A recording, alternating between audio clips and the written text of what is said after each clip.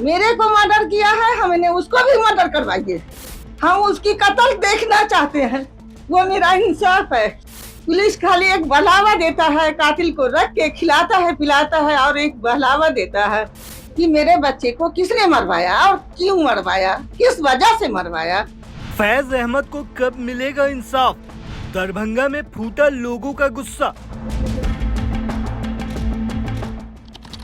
12 जून 2026 बिहार के दरभंगा में फैज नाम के लड़के को बेदर्दी से उसके केबिन में घुसकर मार दिया जाता है। वहीं 13 जून 2026 को एक और घटना होती है उत्तराखंड में देहरादून के विकास नगर में। यहां पानी के विवाद को लेकर विनोद कश्यप की हत्या हो जाती है। इम्तियाज नाम के युवक पर आरोप लगता है और फिर देखते ही देखते इम्तियाज के घर पर बुलडोजर चलता है। बिल्कुल चलना चाहिए, क्राइम कोई भी हो उसे सजा जरूर मिलनी चाहिए। लेकिन दूसरी तरफ फैज की हत्या करने वाले सोनू पर कोई ठोस कार्रवाई नहीं होती, जिसके बाद दरभंगा की सड़कों पर लोग कैंडल मार्च निकालते हैं। इस बोर्ड को देखिए जरा, फैज हम शर्मिंदा हैं, तेरे कातिल जिंदा हैं। फैज अहमद को जिस तरह सोनू ने मौत के घाट उतार दिया, वो देखकर आपकी रूह कांप जाएगी। जुमे के दिन नमाज के बाद अपने घर से खुशी खुशी ऑफिस के लिए निकलता है फैज। ऑफिस पहुंचकर काम में लग जाता है। इसी दौरान एक दरिंदा आता है और फैज के मुंह पर लोहे की रॉड से पूरी ताकत से हमला कर देता है। फैज कुछ समझ पाता उससे पहले ही लगातार किसी पेशेवर अपराधी की तरह फिर से सोनू उस पर वार कर देता है और फिर टेबल पर से मोबाइल और स्कूटी की चाबी उठाता है और चल देता है।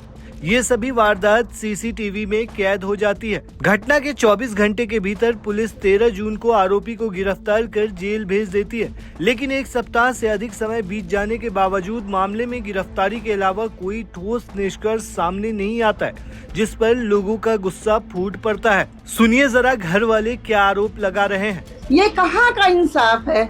आप प्रशासन ने पकड़ा, हमको ये चाहिए इंसाफ। मेरे को मर्डर किया है, हमने उसको भी मर्डर करवाइए। हम उसकी कत्ल देखना चाहते हैं, वो मेरा इंसाफ है।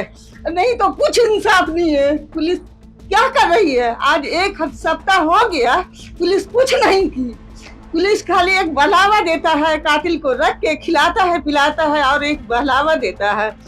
आज मेरे बच्चे के साथ हुआ, कल किसी और के बच्चे के साथ हो सकता है। जिस तरह से मेरे बच्चे को मारा गया, उसी तरह से वो उसका भी कत्ल होना चाहिए।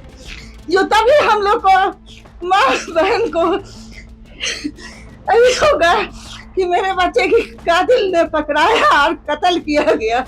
हमको कोई चीज नहीं चाहिए, कुछ नहीं चाहिए, हमको इंसाफ चाहिए। हम अगर किसी कातिल को मार देते हैं तो मेरा इंसाफ नहीं है।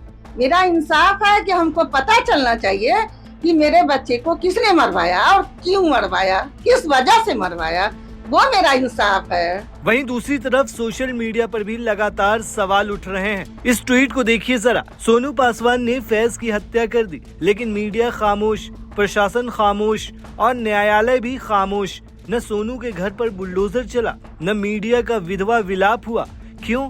हत्या मुस्लिम की हुई है। अगर हत्या हिंदू की होती और हत्यारा मुसलमान होता तो मीडिया प्रशासन सब जाग जाता और कठोर कार्रवाई होती। दोस्तों, अब सवाल ये उठता है कि आखिर इतनी देरी क्यों?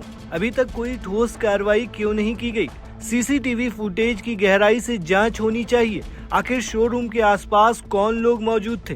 किसने की थी फैज की रेकी? सोनू पासवान को किसने लाइन अप किया था? और सबसे बड़ा सवाल, ऐसी क्या वजह थी जिसकी वजह से इतनी बेदर्दी से मौत के घाट उतार दिया सोनू ने फैज को? ये कुछ सवाल हैं जो अब भी अनसुलझे हैं। इस पूरे मामले पर आप क्या कहते हैं दोस्तों? हमें कमेंट में जरूर बताएं।